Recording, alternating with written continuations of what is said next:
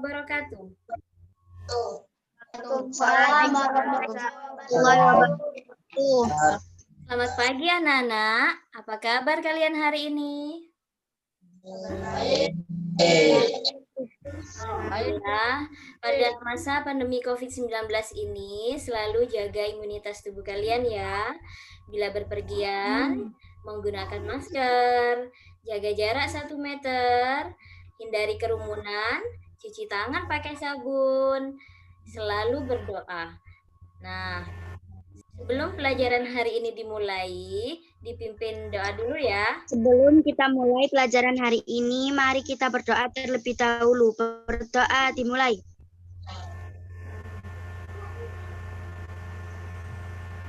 Berdoa selesai. Terima kasih Mega. Nah, untuk selanjutnya, sebagai kecintaan kita kepada tanah air, kita menyanyikan lagu Indonesia Raya. Sikapnya siap ya anak-anak ya.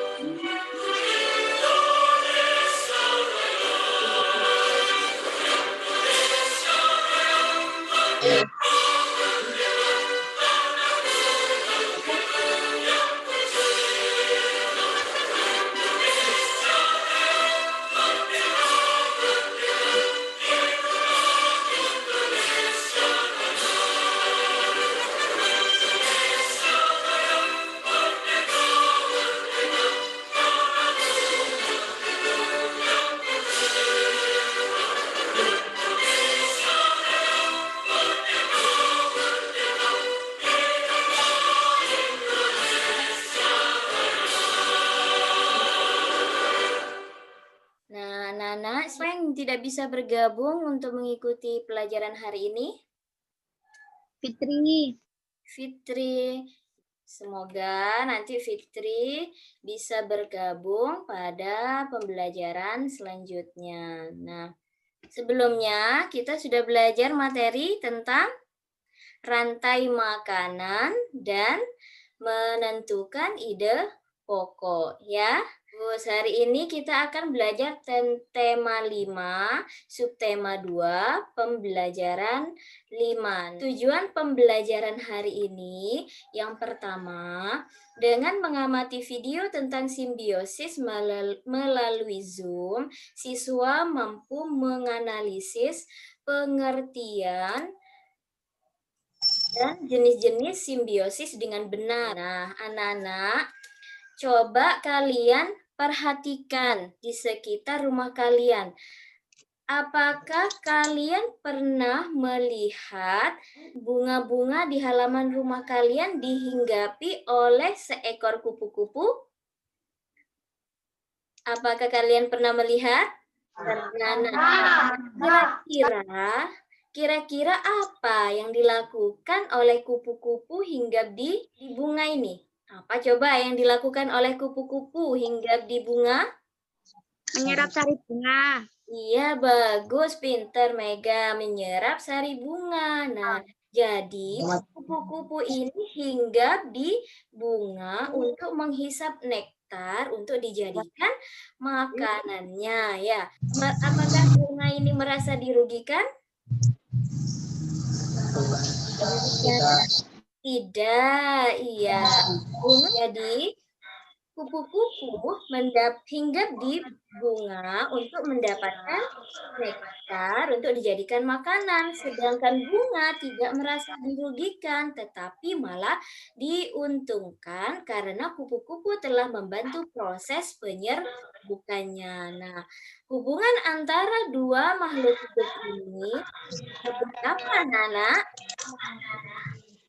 Simbiosis. Simbiosis. Nah, simbiosis adalah hubungan khas antar makhluk hidup seperti halnya tadi yang terjadi antara bunga dan kupu-kupu. Termasuk simbiosis apa?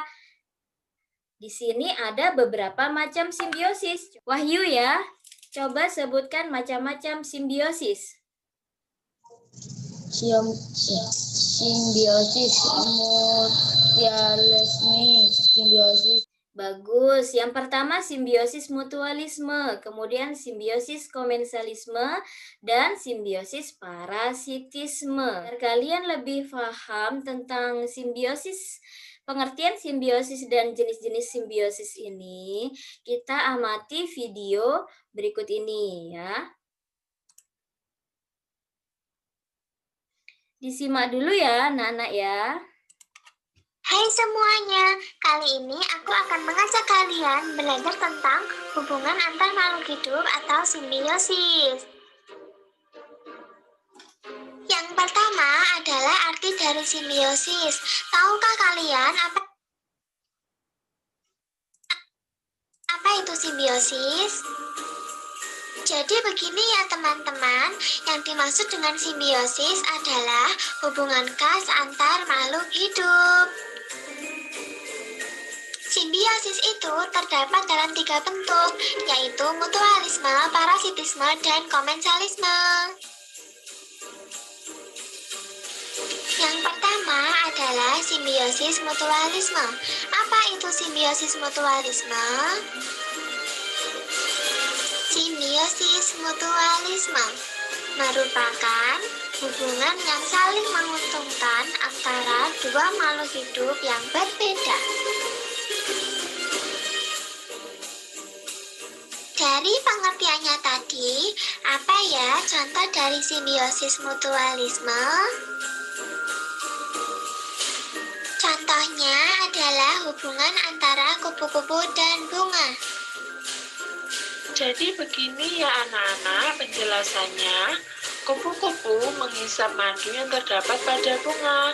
Sementara itu, kehadiran kupu-kupu dapat membantu penyerbukan bunga. Setelah penyerbukan, bunga akan berkembang menjadi buah dan biji.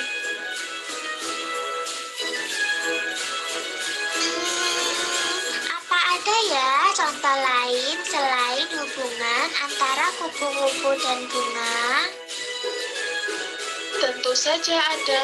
Contoh lainnya adalah hubungan antara burung jalak dan kerbau. Burung jalak mendapat makanan dengan memakan kutu yang ada di tubuh kerbau, sedangkan kerbau merasa lebih nyaman karena kutunya berkurang. Selanjutnya, kita akan mempelajari simbiosis parasitisme. Apa itu simbiosis parasitisme? Yang dimaksud dengan simbiosis parasitisme adalah hubungan antara dua makhluk hidup yang berbeda. Dalam hal ini, makhluk hidup yang satu diuntungkan, sedangkan yang lainnya dirugikan.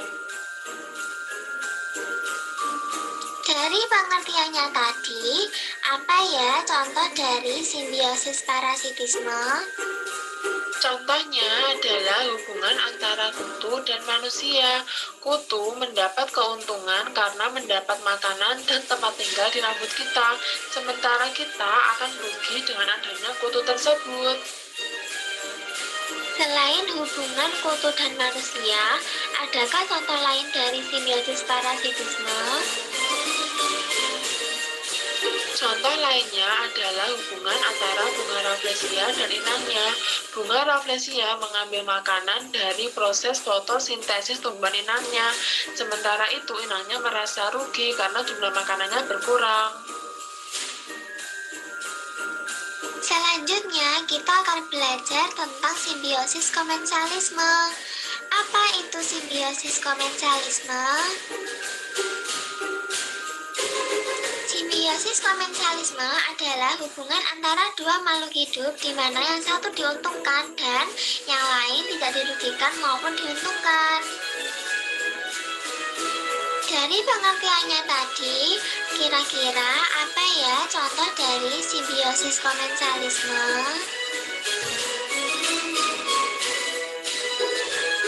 Contohnya adalah hubungan antara ikan hiu dan ikan remora. Ikan remora diuntungkan karena mendapatkan sisa-sisa makanan dari ikan hiu, tetapi ikan hiu tidak dirugikan. Kira-kira apa ya contoh lain dari simbiosis komensalisme? Contoh lainnya adalah hubungan antara tanaman anggrek dan pohon mangga. Tanaman anggrek hidup menempel di dahan pohon hanya untuk memperoleh tempat hidup dan cahaya matahari yang cukup. Jadi, anggrek tidak merugikan tanaman yang ditumpanginya. Nah, bagaimana anak-anak? Sudah paham ya tentang apa itu simbiosis dan jenis-jenis simbiosis? Nah, coba sekarang Ibu tanya lagi. Coba siapa yang bisa menjelaskan kembali apa itu simbiosis mutualisme? Saya, Bu. Coba, ya, Mega silakan. Simbiosis mutualisme adalah hubungan yang saling menguntungkan antara dua makhluk hidup berbeda. Ya, bagus. Nah, simbiosis mutualisme adalah hubungan yang saling menguntungkan. Jadi, makhluk hidup yang satu diuntungkan, yang satu juga diuntungkan. Jadi, sama-sama diuntungkan. Contohnya apa, Mega? Kupu-kupu dan bunga. Iya, sama seperti tadi yang sudah kita amati di sekitar rumah kita, ya, banyak kupu-kupu yang hinggap di bunga. Nah, hubungan antara kupu-kupu dan bunga tersebut sama-sama menguntungkan, jadi termasuk ke dalam simbiosis mutualisme. Kemudian, coba simbiosis komensalisme, siapa yang bisa? Marcel ya, coba silakan Marcel, apa simbiosis komensalisme itu dan contohnya apa? Coba. Adalah hubungan antara dua makhluk hidup di mana yang satu diuntungkan dan yang lain tidak dirugikan maupun diuntungkan. Ya, pintar. Nah, kalau simbiosis komensalisme, hubungan antara dua makhluk hidup yang satu untung dan yang lain tidak untung dan juga tidak rugi. Ya, contohnya apa, Marcel? Ikan remora.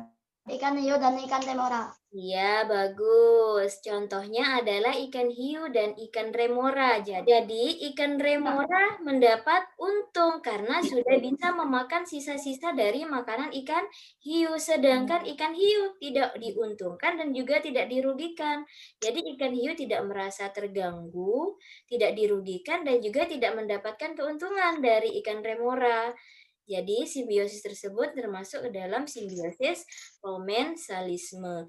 Kemudian yang ketiga, simbiosis parasitisme. Coba virus. Apa itu simbiosis parasitisme? Adalah hubungan antara dua makhluk hidup di mana yang satu diuntungkan dan yang satu dirugikan.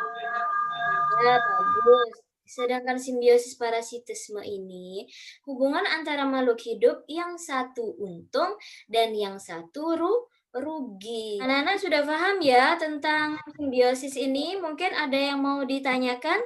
Siapa yang mau bertanya? Saya, Ya, silakan, Nes. di halaman rumah saya ada tanaman yang menempel di pohon mangga. Apakah tanaman itu berpengaruh pada pohon mangga? Ya, bagus. Pertanyaannya bagus ya. Coba siapa yang bisa membantu menjawab pertanyaan dari Ines? Jadi, yang menempel pada pohon mangga itu biasanya benalu. Nah, benalu ini adalah termasuk tanaman parasit. Nah, benalu ini menempel pada pohon mangga untuk mengambil makanan dari pohon mangga ini.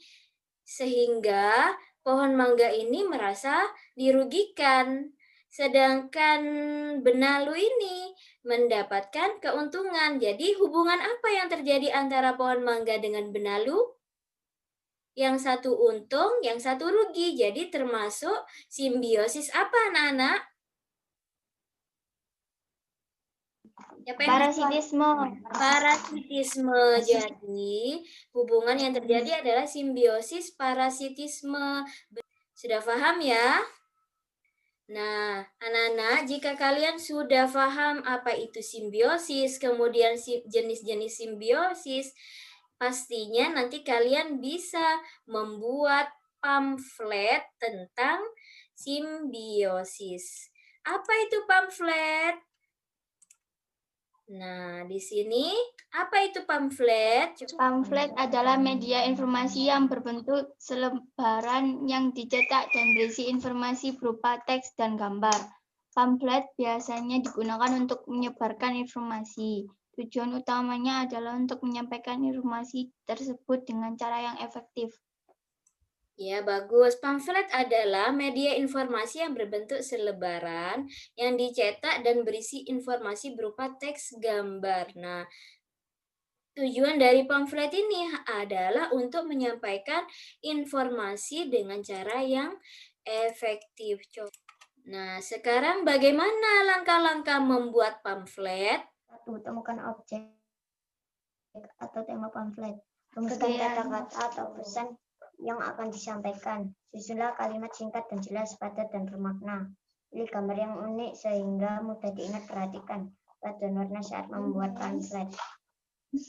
Ya, bagus. Jadi, di sini ada langkah-langkah membuat pamflet. Jadi, yang pertama dengan menentukan objek atau temanya tadi. Nah, contoh pamflet. Nah, ini yang pertama contoh pamflet dari simbiosis mutualisme, komensialisme. Nah, ini adalah contoh pamflet ya. Kemudian Ibu sudah mengirimkan link LKPD 1 yang diminta untuk setelah mengamati video, kalian diminta menyebutkan kembali macam-macam dari simbiosis beserta contohnya. Dan yang kedua, kalian diminta untuk membuat pamflet ya. Pamfletnya tentang simbiosis. Nah, Nana, kemudian teks non-fiksi. Apa teks non-fiksi itu? Coba siapa yang bisa menjawab? Saya. Ya, silakan. Wahid ya? Teks yang dibuat berdasarkan kenyataan yang ada, realita tanpa mengada, atau hal yang benar terjadi dalam kehidupan. Iya, bagus. Teks non-fiksi adalah teks yang dibuat berdasarkan kenyataan yang ada, realita tanpa mengada ada, atau hal yang benar terjadi dalam kehidupan. Contohnya adalah karangan opini, esai, biografi, eksposisi, dan argumentasi. Nah, kemudian ciri-ciri teks non-fiksi dulu. Ciri-ciri teks non-fiksi. Coba dibaca Bintang. Biasanya berbentuk tulisan ilmiah, populer, artikel, skripsi, makalah, dan masih banyak lagi. Tulisan non-fiksi berupaya mencapai taraf objektivitas tinggi dan membuat pembacanya tertarik. Nah, di sini ada teks non-fiksi yang berjudul Hubungan Antara Ikan Hiu dan Ikan Remora. Nah, di sini setelah kalian cermati dulu ya, setelah mencermati teks non-fiksi ini, nanti kita akan menggali fakta dan informasi apa yang kita peroleh dari teks non-fiksi tersebut. Nah, anak-anak, Ibu beri waktu kalian untuk membaca dan mencermati teks yang berjudul Hubungan Antara Ikan Hiu dan Ikan Remora. Silahkan anak-anak cermati dulu ya. Ibu beri waktu untuk membaca dan mencermati bacaan tersebut.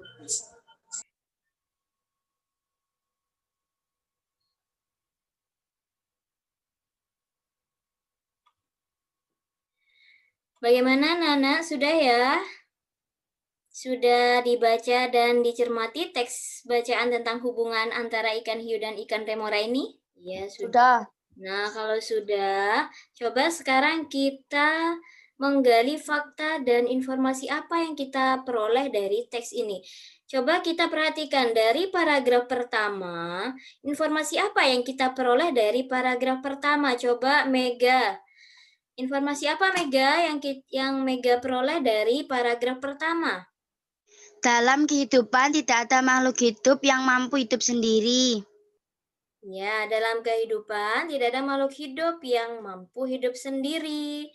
Nah, maka akan terjadi hubungan antara makhluk hidup yang disebut dengan apa? Ya. Simbiosis. Simbiosis. Nah, kemudian dari paragraf kedua, ya bagus. Dari yang paragraf kedua, coba Marcel, paragraf kedua, informasi apa yang diperoleh Marcel dari paragraf kedua? Sampai titik. Simbiosis yang menguntungkan satu makhluk hidup dan makhluk hidup yang lain tidak dirugikan disebut simbiosis komensalisme. Ya, bagus. Dari paragraf kedua ini, yang informasi yang diperoleh oleh Marcel yaitu simbiosis yang menguntungkan satu makhluk hidup dan makhluk hidup yang lain dirugikan disebut, yang makhluk hidup yang tidak dirugikan disebut simbiosis komensalisme. Kemudian Bintang, dari paragraf ketiga, informasi apa yang diperoleh oleh Bintang? Ikan remora. Nah, kemudian langkah-langkah membuat teks non-fiksi. Coba dibaca. Radit, teks non-fiksi. Langkah-langkah membuat teks non-fiksi. Membuat tema, merumuskan tujuan, mengumpulkan dan menganalisis data, menyusun kerangka karangan, menyusun paragraf. Ya, yang pertama dengan menentukan tema, kemudian merumuskan tujuan, mengumpulkan dan menganalisis data, dan menyusun kerangka karangan, dan kemudian menyusun paragraf. Ini adalah langkah-langkah membuat teks non-fiksi. Apakah sudah mengerti bagaimana? Ya, bagus. Nah, jika kalian sudah paham, di sini Ibu sudah mengirimkan link untuk kalian download LKPD 2. Kalian diminta untuk mencermati teks non-fiksi yang berjudul Simbiosis, kemudian menjawab beberapa pertanyaan. Dan yang kedua, setelah itu kalian diminta untuk membuat sebuah teks non-fiksi dari video yang sudah kalian amati tadi. Jadi kalian amati kembali video yang sudah Ibu kirim tentang simbiosis tadi. Kemudian kalian membuat sebuah teks non-fiksi ya. Jika kalian sudah mengerjakan, difoto dan dikirim ke WAG ya. Bagaimana anak-anak? Masih tetap semangat ya? Masih semangat anak-anak? Masih. Nah, biar lebih semangat, ice breaking dulu ya. Diikuti semua ya. Diikuti ya. Siap anak-anak? Diikuti ya. Ya, Bu. Yo, ikut semua. Ya, Bu. Ice breaking dulu. Ikuti gerakannya. Tangannya. Diikuti.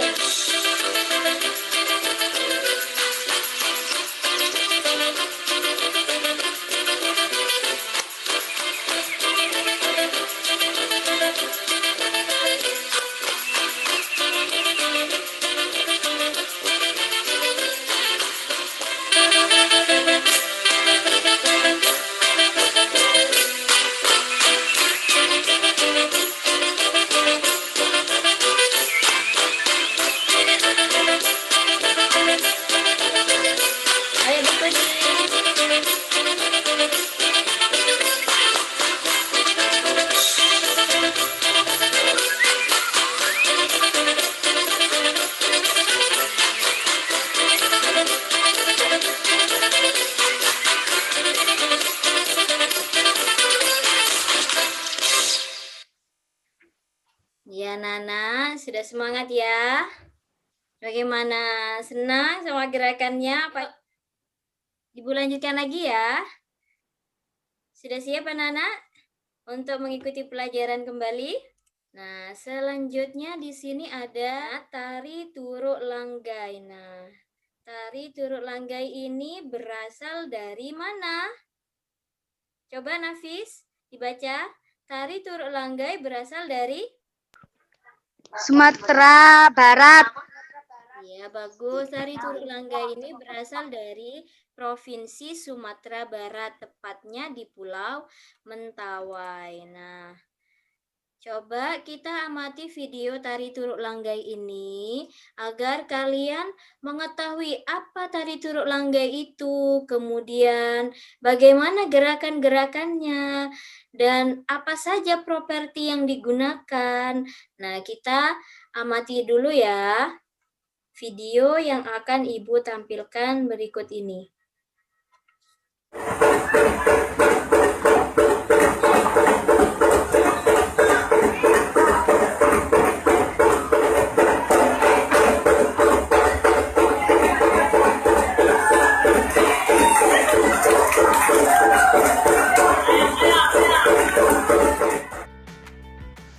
Tari turuk langgai berasal dari Provinsi Sumatera Barat, tepatnya di Pulau Mentawai. Eksistensinya memang tidak sepopuler tarian lainnya di ranah Minang seperti tari piring, pasembahan, atau tari payung. Namun, bagi para masyarakat Mentawai, keberadaannya selalu dilestarikan sebagai budaya bersejarah. Sejarah tari turuk langgai. Tarian asal Mentawai ini adalah salah satu kesenian tari yang kuat ikatannya dengan alam. Ini bisa tergambar dari gerakan tari turuk langgai yang banyak diangkat dari lingkungan sekitar, tepatnya menirukan gerakan-gerakan hewan. Sejak zaman dahulu, masyarakat Mentawai memang kebanyakan menggantungkan hidupnya dengan berburu daripada menjadi nelayan. Sejak awal kemunculannya, tari turuk langgai menjadi bagian dari upacara pengobatan yang melibatkan dukun atau sikere. Prosesinya dilakukan pada malam hari karena mereka percaya bahwa komunikasi antara roh gaib dengan para sikere akan berjalan lebih lancar. Seiring berkembang zaman, akhirnya sekarang tarian ini dijadikan hiburan. Mayoritas perayaan adat dan budaya di sana selalu mengangkat tema alam. Begitu pula dengan properti yang digunakan tari turuk langgai ini. Di antaranya adalah manik-manik, dedaunan, dan bulu unggas. Ketiga properti ini memiliki fungsi dan perannya masing-masing. Manik-manik merupakan aksesoris pengikat yang diletakkan di kepala si penari atau sikere.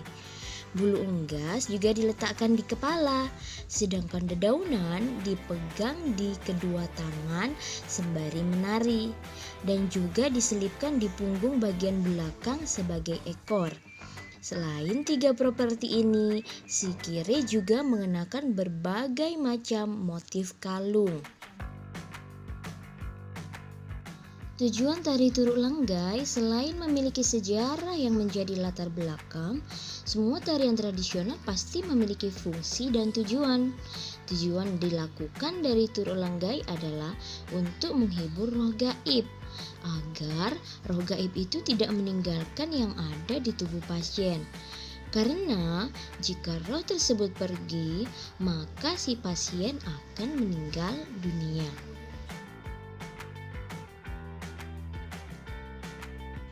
Gerakan tari turuk langgai.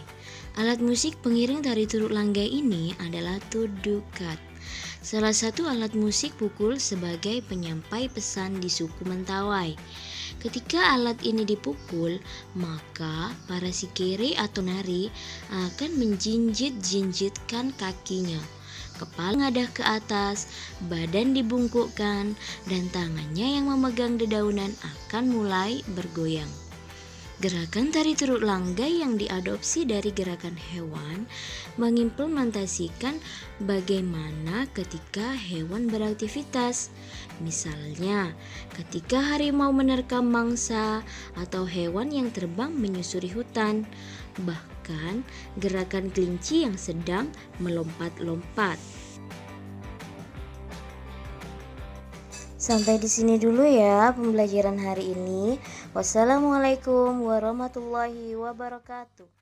Nana, setelah kalian memperhatikan video tentang tari turuk langgai tadi, coba Ibu tanya, berasal dari manakah tari turuk langgai? Coba siapa yang bisa menjawab? Saya, Bu. Ya, silakan. Berasal dari Provinsi Sumatera Barat. Berasal dari Provinsi Sumatera Barat, yaitu tepatnya di Pulau Mentawai. Ya, bagus, pinter. Kemudian yang kedua, apa tujuan dari tari turuk langgai? Siapa coba yang bisa menjawab? Coba Nafis. Tujuannya adalah untuk menghibur roh gaib. Menghibur orang. Untuk menghibur roh gaib. Jadi, tujuan dari tari turuk langgai ini adalah untuk menghibur roh gaib agar roh gaib tidak meninggalkan yang ada di tubuh pasien. Kemudian pertanyaan nomor 3. Properti apa yang digunakan pada tari turuk langgai? Coba siapa yang bisa menjawab? Saya, Bu.